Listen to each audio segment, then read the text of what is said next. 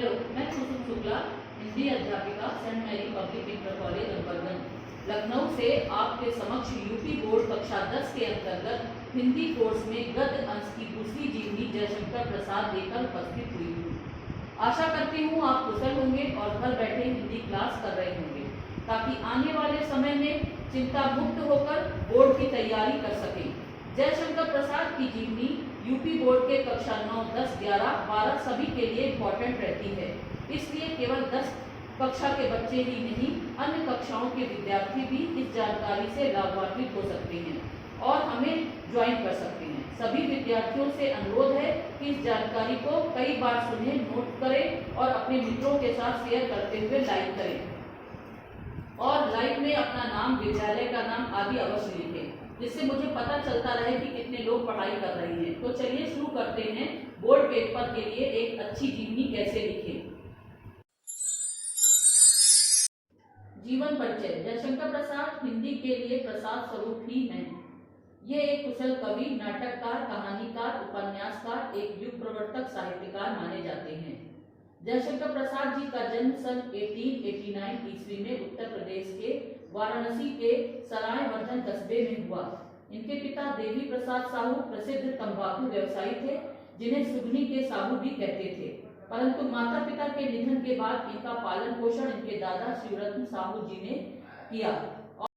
प्रसाद जी के बड़े भाई शंभुनाथ जी ने इनका नाम अंग्रेजी विद्यालय में लिखाया, परंतु इनका मन वहां न लगा और इसके बाद ये घर पर ही हिंदी, अंग्रेजी, उर्दू, फारसी, संस्कृत, वेद, पुराण, इतिहास का स्वाध्याय अध्ययन किया। इन्हें रसमय सिद्ध नामक गुरु मिले, इन्होंने 9 वर्ष की अवस्था में कलाधर नाम से ब्रज भाषा में एक सवैया बनाकर दिखाया, जिससे उन्होंने इन्हें महान कवि होने का आशीर्वाद दिया। पारिवारिक सदस्यों की आकस्मिक मृत्यु होने पर घर एवं व्यवसाय का भार भी प्रसाद जी पर था, परंतु साहित्य सृजन की रुचि को ये साहित्य के रूप में पिरोते रहे। ये नागरी प्रचारणी पत्रिका के उपाध्यक्ष रहे। भारत सरकार ने कामायनी महाकाव्य पर मंगला प्रसाद पारितोषिक प्रदान किया, परंतु इनका शरीर क्षय रोग से ग्रसित हो गया। 48 वर्ष की आयु में 25 नवंबर 1937 ईस्वी में इनका निधन हो गया। पुस्तकें। बहुमुखी प्रतिभा से धनी प्रसाद जी एक कवि और लेखक थे। जहाँ काव्य में इन्होंने कामायनी जैसे महाकाव्य, आंसू, झरना, लहर, प्रेम पथिक पुस्तकें लिखी, तो गद्य में चंद्रगुप्त, स्कंदगुप्त, ध्रुव सामनी, जन्मेजय का नागयज्ञ, राजश्री, अजातशत्रु, एक घूंट, सज्जन जैसे ऐतिहासिक नाटक लिखे। कहानियां छाया, प्रतिध्वनि, इंद्रजाल, आकाशदीप प्रमुख थी और उपन्यास कंकाल, तितली, इरावती अधूरा उपन्यास रहा। भाषा शैली। प्रसाद जी प्रारंभ में ब्रज भाषा में कविता लिखते थे, पर बाद में ये हिंदी खड़ी बोली की ओर आकर्षित हुए। कामायनी खड़ी बोली हिंदी का महाकाव्य है।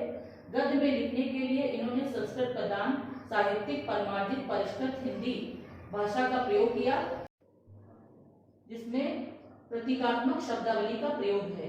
ये भावों और विचारों का प्रस्तुत करने में सफल हुए हैं। प्रसाद जी ने अपने साहित्य को लिखने के लिए भावात्मक, चित्रात्मक, अलंकारिक, विचारात्मक शैली का प्रयोग किया है। साहित्यिक अवदान। जयशंकर प्रसाद छायावाद के आधार स्तंभ, युग प्रवर्तक, बहुमुखी प्रतिभा के भंडार साहित्यकार थे। हिंदी काव्य में इन्हें रविंद्र कहा जाता है। सर्वप्रथम एक भावना प्रधान कवि थे। उनके हृदय में सूक्ष्म भावनाओं को अपने काव्य में उतारा है। एक सफल गद्यकार के रूप में भी जो साहित्य इन्होंने रचा है, उसमें प्रेम, सौंदर्य, कल्पना की अधिकता रही है। ये एक सफल नाटककार, कहानीकार और उपन्यासकार रहे हैं, जिन्होंने ऐतिहासिक पृष्ठभूमि पर आधारित जो साहित्य प्रस्तुत किया है, उसमें भारतीय संस्कृति एवं राष्ट्रीयता और मानवीय संवेदनाओं की झलक मिलती है, जो पाठकों को आकर्षित करती है। ये मानवतावादी दार्शनिक थे, जिन्होंने विश्व में समानतावादी सोच को प्रतिष्ठित करने पर आधारित साहित्य लिखा और रहस्यवादी, प्रकृतिवादी, नारी महिमा का मंडन आदि भावों को भी अपने साहित्य में प्रस्तुत किया है। साहित्य में स्थान। निष्कर्ष के रूप में जयशंकर प्रसाद जी के बारे में कहा जा सकता है कि प्रसाद युग की संरचनाकार, उच्च कोटि के महाकाव्यकार, ऐतिहासिक नाटक एवं कहानीकार के रूप में अपनी छाप बनाने में प्रसाद जी सफल हुए हैं। हिंदी साहित्य में अपना सर्वोच्च स्थान रखते हैं। इनका काव्य हो या गद्य, नाटक हो या कहानी, हर एक विधा पाठकों को अपनी ओर आकर्षित करती है। इस तरह जो जीवनी मैंने आपको बताई है उसे कई कई बार सुने, जिससे आपको याद हो जाए और बोर्ड पेपर के लिए और आगे भी आपको याद रहे। एग्जाम में आपको वो सब समय के अनुसार लिखना होता है जितना आपको याद है या तैयार है, कम ज्यादा का कोई सवाल नहीं होता है। धन्यवाद।